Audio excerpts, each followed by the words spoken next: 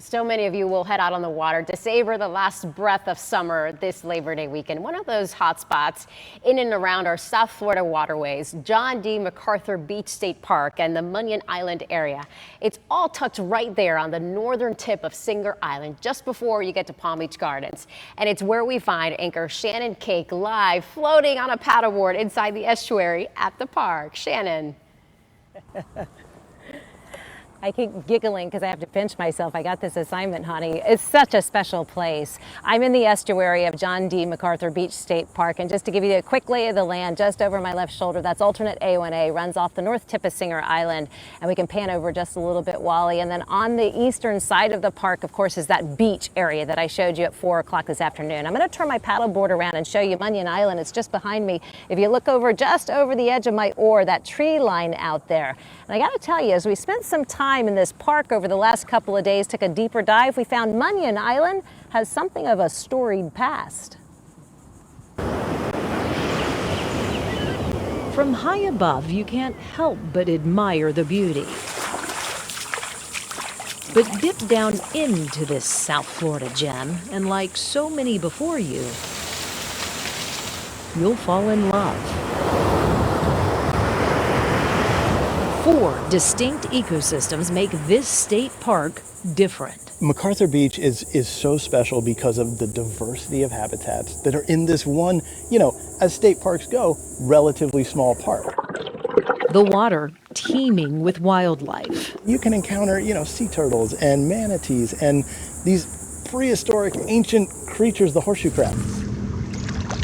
Benji Stude is the head of Environmental Resources Management for Palm Beach County. A lot of people know this is the Intracoastal Waterway, right? Yeah. But this is a natural body of water. 150 years ago, this was a freshwater lake until the inlets were dug, and it's become one of the most thriving estuaries, on the east coast of Florida.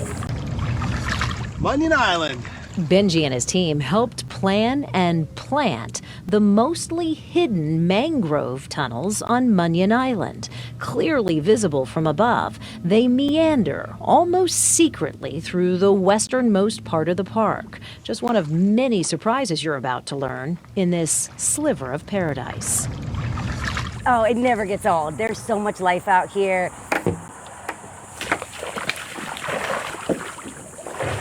Alexis Lautsker is the founder and owner of High Point Paddle. So we have maps on the paddles, and this is going to show you where we're going to go. She runs daily eco tours through the mangroves. Keep your paddle nice and straight. Born and raised right in this area.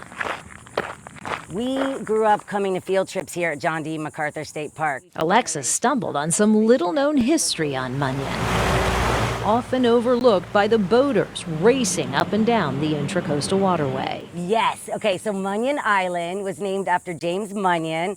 He bought it from the Pitts family in the 1800s. The Pitts family built a small hotel and a bunch of fruit trees on the island. It was a 5-story hotel named after the Greek goddess of health, Hotel Hygeia. From 100 years ago. Yeah, pretty awesome. Evidence of the old hotel still stands today. It's very easy to see. It's a little tiny cobblestone seawall and part which what looks like a chimney. In the late 1800s, the self-proclaimed Dr. Munyon made up ads like this one, enticing wealthy northerners to make the trek to his island. Snowbirds flocked, searching for one thing. And they promoted in all the local newspapers that they could to come down to the Fountain of Youth and drink the pawpaw elixir. And it was like a cure-all remedy, but it was only really fermented papaya juice. And he wasn't a real doctor, he was a snake oil salesman.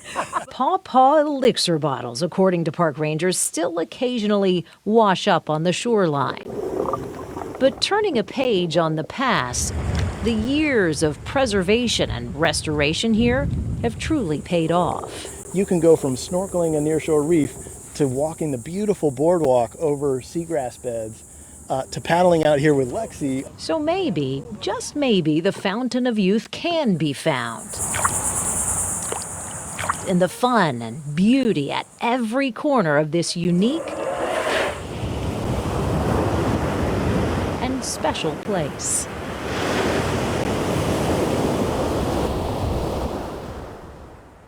back out here live tonight as we look on Munyon Island from John D. MacArthur Beach State Park. That's the western edge of John D. here. Hotel Hygeia burned down in 1917. John D. MacArthur purchased the island in 1950, made it part of the park system back then, and it's just grown. Boaters, it's a really popular spot for boaters on the weekend. They'll tie up on the far side, on the intracoastal side, and they can explore the island on the weekend and often do. And then there's a smaller island as well just south of it. That's a privately owned island, also very popular among boaters. I know you know that as you're out on the waterway most weekends, or at least many weekends. Guys, I've been out here all day. I think I'm going to put my oar up, pull up my paddle, and hunt around for a little bit of that paw elixir if I can find a bottle. Oh my gosh, I'm so jealous, Shannon. It's absolutely beautiful out there and you look like you're in your element. Totally. Beautiful day. Great reporting, Shannon. Loving it.